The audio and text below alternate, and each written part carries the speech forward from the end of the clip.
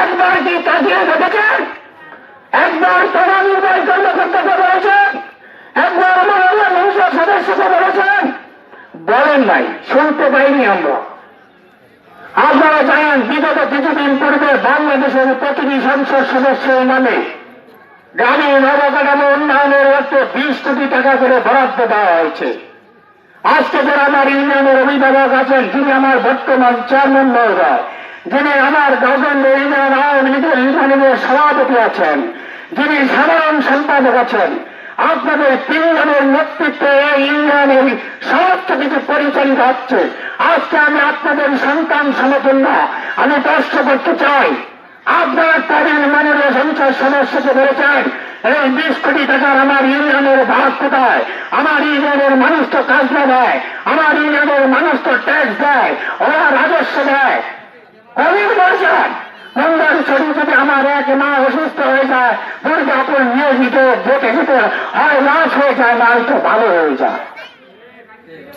কেন? কারণ কি একবার কি দেখেছেন যারা নেতৃত্ব তারা হয়তো বড় বাচ্চা নিয়ে দুর্গাপুর অবস্থান করেন, কিন্তু যাদেরকে বিক্রি করে, যাদের বুকে হাত রেখে, যাদের কাজে পা রেখে আপনারা নেতা হয়েছেন, তাদের কথা কি একবার ভেবেছেন? দুর্গাপুরে আমার বাসা বাড়ি নেই, আমি ময়মনসিংহে থাকি, ময়মনসিংহে আমার নিজস্ব কোনো বাসা বাড়ি নেই। কারণ আমি মাদকের ব্যবসা করি না, আমি মাদক সেবন করি না, আমি সুদের ব্যবসা করি না, আমার জীবনে কোনো সমিতি থেকে ঋণ করি নাই। ব্যাংকে আমার একটি অ্যাকাউন্ট ছিল, 5 বছর আগে আমি এটাকে ক্লোজ করে দিয়েছি, কারণ ইন্টারেস্ট আছে বলে। কারণ আমি সুদকে ভালোবাসি না। একটি বার এনেছেন মানুষের কথা বলেন না, নির্বাচন আসলে রঙিন পোশাক করে সুন্দর বাড়ি সুন্দর সুন্দর ভাবিরা আমাদের কাছে চলে আসেন, এসে বলুন আমরা ওই এলাকার মানে প্রত্যেক হন, আপনারা অমুক জায়গায় যেতে পারবেন না, তমুক জায়গায় যেতে পারবেন না।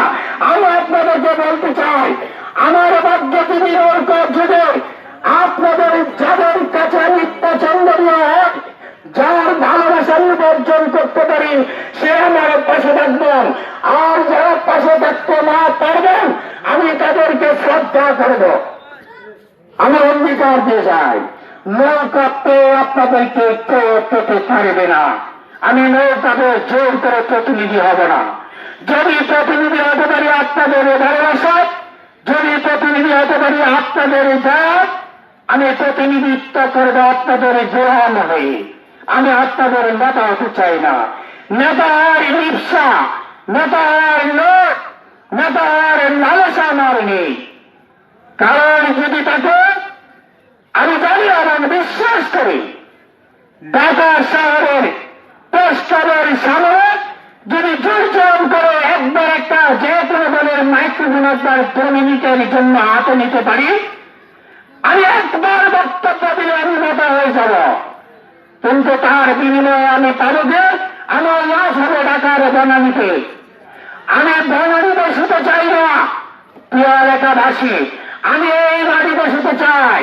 আমার ঘরের এই পুষ্পপুর আটলা নম্বর ছবি শাহপুর বানায় নির্মিত হবে। আমি নেতা হয়ে আমি বনানীতে শুতে চাই না। তাই আমি আপনাদের মূল্যবান সময় নষ্ট করবো না। আজান অতি সন্নিকটে।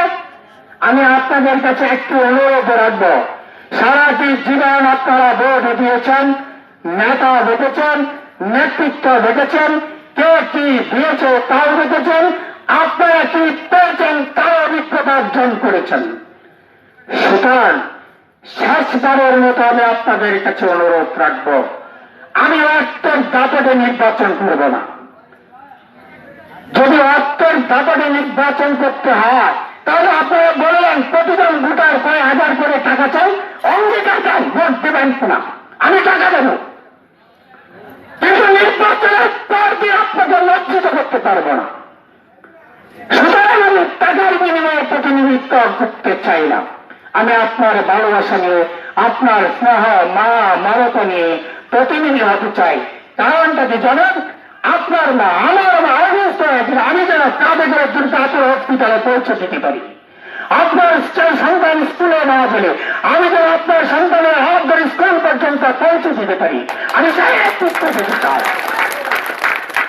আমি অনুরোধ থাকবো, আমি আপনাদের বেশি প্রতিবেশী, আমার বংশ বুনিয়াদ জন্ম কর্ম সবকিছু আপনাদেরই জানা। শুধু জানা নয়, আমার রক্তের বাহাদুরি আছে কিনা, আমার নেতৃত্বের দাপট আছে কিনা আমি আপনাদেরকে বলে চাই। আমি শুধু দরকার নিয়ে আমাদের নেতা নয়, সারা রাষ্ট্র জেলা আওয়ামী লীগের নেতাদেরকে এখন চ্যালেঞ্জ করি, নৌকার যে ভাগ যদি নৌকার দাপটে আমার এলাকার একটি মানুষকে তুলে রাখতে পারে, তাহলে এই মাটিতে আমি শুনব না। আওয়ামী লীগ আমি করি, কৃষ্ণপুর বাজারে দাঁড়িয়ে করি না, নৌকার মাটিকে দাঁড়িয়ে করি না, রাজনীতি আমি করি। গতকাল রাজনীতি করেছি, বাংলাদেশের অনেক কেন্দ্রীয় নেতারা ছিল, নেত্রকোনার শহীদ মিনার প্রাঙ্গণে বললাম তো কিছুক্ষণ আগে ঘর ভেঙে গেছে, কাল নৌকা টেলতে টেলতে নৌকা কোথায় আছে বলেও দিয়েছি। এবার এমপি নির্বাচনের লোক শেখ হাসিনার আসলে বাধা, এটা কারো মায়ের আসলে বাধা নয়। একটু চোখের পানি কমিয়ে নিয়ে আসবেন, ইতিহাস পর্যালোচনায় নৌকা আসবে এবার। সুতরাং আমি আপনাদেরকে অনুরোধ করবো, আপনারা প্রস্তুত থাকেন, যে দাবি করেন, যে যাকেই পছন্দ করেন, স্বাধীন এবং মুক্তভাবে ভোট দিতে পারবেন ইনশাল্লাহ। আমি আপনাদেরকে আর বিরক্ত করব না। আমি আপনাদের সন্তান, আপনাদের প্রতিবেশী, আপনাদের ভাই, আপনাদের বাকিটা। সর্বোপরি বলব, জাকাত দেওয়ার একটি বিধান আছে। সারা জীবন আমরা ওয়াজিব নসিহতে শুনেছি, জাকাত আপনি